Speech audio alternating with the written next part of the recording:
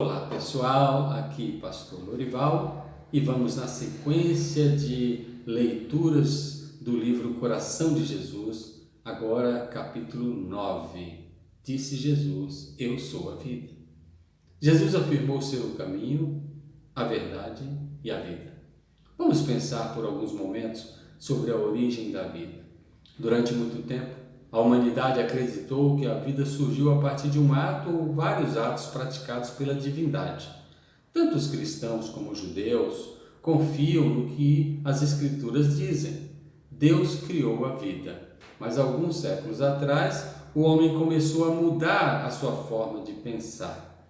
Charles Darwin, um biólogo inglês, começou a investigar sobre o surgimento da vida a partir da chamada evolução das espécies e concluiu que o homem afinal é descendente do macaco, ou como queiram, dos primatas.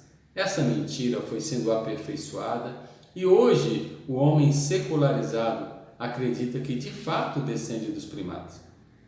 Isso tem até mesmo influenciado escritores evangélicos que deixaram de crer no relato bíblico, dizendo que a forma literária de Gênesis quanto à criação é totalmente poética e que o relato sobre a criação é um mito religioso. Para esses estudiosos, Moisés poetizou a criação. Se partirmos para a conclusão errada sobre a origem da vida, toda a nossa crença sobre o restante dos atos de Deus ao longo das Escrituras fica comprometida, pois iremos analisar o relato bíblico de forma naturalista, onde o sobrenatural deixa de existir. A verdade é que, segundo a Bíblia, Deus criou a vida. A essência da vida está nele. Sem ele, a vida não existiria. É bom lembrarmos do que João escreveu: nele estava a vida e a vida é a luz dos homens. O relato de Gênesis é maravilhoso. Vemos que Deus fez o homem do pó da terra. A matéria principal foi o barro. Do barro o Senhor fez surgir carne e osso. Mas ainda não havia vida. Ato contínuo, Deus soprou o fôlego da vida no homem criado. Com o fôlego da vida, Deus deu ao homem sua imagem e semelhança. Ou juntamente com o fôlego da vida, Deus deu a ele a sua imagem e semelhança. Junto com a vida, o homem recebeu características divinas. Isso não quer dizer de forma alguma que o ser humano é um pequeno Deus. Mas para distingui-lo dos animais criados, o homem recebeu o espírito e o intelecto vindos da parte de Deus. Justamente por ser a imagem e semelhança de Deus, o homem passou a manter um relacionamento de comunhão com o seu Criador. O homem, ao contrário dos animais, é um ser espiritual e não meramente um animal racional, como afirmam os estudiosos. Mesmo tendo a razão, o homem continuou sendo dirigido pelo seu espírito. Isto mesmo após a queda, devido ao pecado. Ainda assim, o homem continua possuindo a imagem e semelhança de Deus, mesmo que essa imagem tenha sido deteriorada no homem. E é algo que não dá para se dissociar do homem. O homem continua sendo imagem e semelhança de Deus.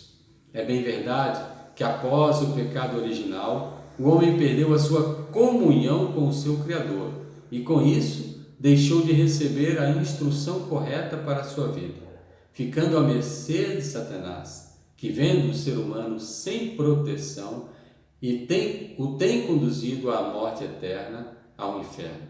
Por isso a Bíblia diz que o mundo está sob o controle do inimigo, ou seja, a humanidade decaída está sob o controle do inimigo. O ser humano deixou a vida e caminha para a morte a passos largos. Você que está me vendo, para onde você está indo? Para a vida ou para a morte eterna? Jesus não disse: eu sou uma possibilidade de vida. Ele também não disse: eu sou uma das formas de se ter vida. Mas ele afirmou: eu sou a vida. Ninguém vai ao Pai se não for através de mim, disse Jesus. Não há meio termo. Se você não tiver Jesus, que é a vida, você está na morte, que é do diabo, que é a perdição eterna. Após a declaração que Jesus deu sobre a vida, um de seus discípulos, Filipe, pediu para Jesus mostrar para eles o Pai. Na verdade, aquele discípulo ainda não conhecia Jesus por completo. Jesus então disse: ao contemplarem a Ele, estariam vendo ao Pai. Portanto, para vermos o Pai, é necessário olharmos para Jesus. Ele é a vida que leva ao Pai. É necessário entender que a vida não é apenas algo material. Vida material é uma parte da verdadeira vida. Certa ocasião, Jesus teve um encontro muito especial com um líder religioso chamado Nicodemos. Foi um encontro noturno, pois Nicodemos tinha medo de ser criticado pelos seus colegas membros do Sinédrio. A pergunta que ele fez a Jesus foi assim: o que é necessário para o homem herdar a vida eterna? Jesus respondeu enfaticamente: é necessário nascer de novo. Ao que Nicodemos falou: como pode um homem voltar ao ventre da mãe sendo velho? Realmente, como Jesus afirmou, aquele homem vivia tão somente no plano terreno, não compreendia as verdades espirituais. Jesus disse que era preciso ao homem que já havia nascido da carne e do sangue, ou seja, o nascimento material, era necessário agora nascer do Espírito. As Escrituras dizem que carne e sangue não herdarão o reino de Deus, mas que somente aqueles que nasceram do Espírito é que irão entrar no reino de Deus e ter em si a verdadeira vida. Se não houver nascimento no Espírito, não pode haver nova vida para a pessoa. Nicodemos foi confrontado com a essência da verdade e em como se alcançar a vida eterna. A essência da vida está no novo nascimento. E o novo nascimento acontece a partir de alguns posicionamentos que a pessoa deve tomar. Em primeiro lugar, a pessoa precisa reconhecer que é uma pecadora. A Bíblia diz que todos pecaram. Isso inclui tanto o homem mais bondoso que existiu ou existirá na face da terra, quanto o pior ser humano que já houve entre a humanidade. Isso inclui eu e você. Todos somos pecadores. E a Bíblia diz que estamos separados da glória de Deus e que não há nenhuma pessoa justa, nenhuma sequer. Está lá escrito em Romanos. Toda a humanidade ficou fora da presença e da comunhão com Deus. O pecado faz separação entre nós, que somos pecadores, e Deus, que é triunamente santo. O pecador é alguém que cometeu erros em sua vida. Talvez você esteja pensando: eu não sou tão mal assim, procuro ajudar as pessoas, cumpro os meus compromissos, faço tudo direito. Como pode ser isso? Sou uma boa pessoa. Paulo, o apóstolo, disse que nós fomos criados por Deus para sermos bons. Isso não é mérito nosso. Na verdade, é a nossa obrigação andarmos corretamente e fazermos o bem. Lá está em Efésios capítulo 2 sobre isso. Mas a Bíblia afirma que o bem que queremos fazer, na verdade, não fazemos, mas o mal que nós não queremos fazer, é isso que fazemos, por conta da nossa natureza pecaminosa. Todos pecaram, e esse pecado vem do princípio da criação do homem, quando o inimigo derrubou o ser humano e o fez pecar. Na verdade, nós somos solidários com Adão quanto ao pecado. É como se o pecado fizesse parte da nossa carga genética, do nosso DNA, que nós recebemos de nossos pais no ato da concepção, quando nós fomos formados. O pecado veio junto.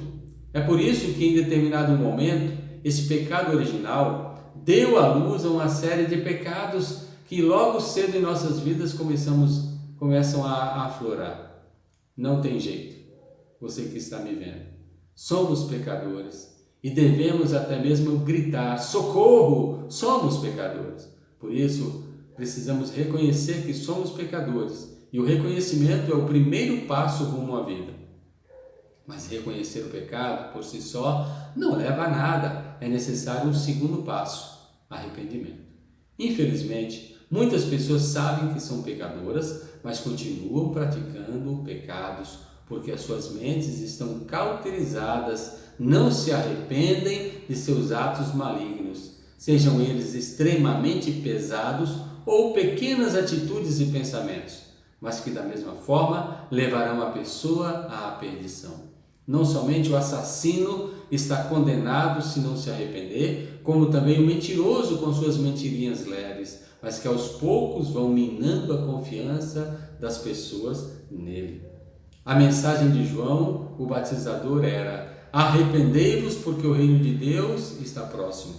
Pouco tempo depois, Jesus de Nazaré começou a pregar o evangelho e dizia: arrependei-vos porque o reino de Deus já chegou, ou seja, já chegou através de Jesus. Existem algumas pessoas que dizem estar arrependidas dos seus pecados e iniciam sua jornada na vida cristã, falando de suas práticas pecaminosas do passado como uma grande coisa, como se o que fizeram fosse algo maravilhoso. Infelizmente, muitos têm prazer em falar de como era a sua vida antes e até mesmo saem pelo mundo afora falando o seu testemunho miserável. Naturalmente, uma mudança radical de uma pessoa é algo maravilhoso e nós devemos compartilhar de tão grande bênção, mas o grande e grave problema é que as pessoas se ensoberbecem e falam com satisfação sobre uma vida miserável e corrompida pela qual passaram, como se aquilo fosse algo maravilhoso. Nossa vida de pecados do passado deve nos causar repulsa e vergonha. Como a Bíblia diz, as coisas velhas já passaram, tudo se fez novo. Na verdade, quem vive de passado é museu. O arrependimento deve nos conduzir a um terceiro passo, que é aceitar a Jesus como nosso único e suficiente Salvador. É nele que podemos ser salvos, ou seja, confessar Jesus como Senhor e Salvador de nossas vidas. Depois de nos arrependermos, nós precisamos confessar os nossos pecados. A Bíblia diz que se confessarmos os nossos pecados, Ele é fiel e justo para nos perdoar os pecados e nos purificar de toda injustiça. Os textos bíblicos esclarecem de forma maravilhosa o que ocorre quando confessamos os nossos pecados.